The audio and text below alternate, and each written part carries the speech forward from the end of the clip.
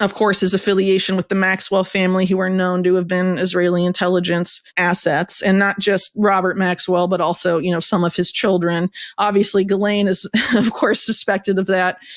But her sister, who is a big Silicon Valley figure in both the U.S. and Israel, very close to, former heads of Mossad, Shimon Peres, former prime ministers, a lot of powerful connections, allegedly inherited her father's contacts in that orbit, developed very close ties to Bill Gates in the 1990s. Who later, of course, becomes a big Epstein associate, and a lot of other interesting wrinkles there, I guess you could say. And then, of course, there's the case of, Epstein when he was evading charges.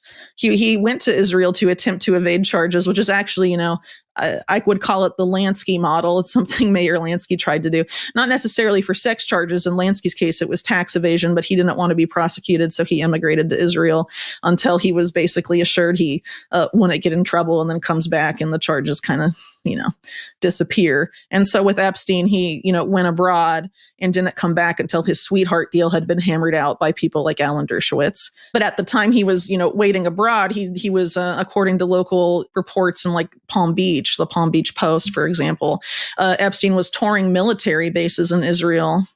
So that's kind of interesting. If you're just a regular guy charged with a crime in another country, and you're going to go visit another country and tour their military bases, doesn't really make a lot of sense unless there was some other, notable connection there. And it's worth pointing to that, Leslie Wexner in particular, through his foundations, has had a lot of ties to Israeli government officials.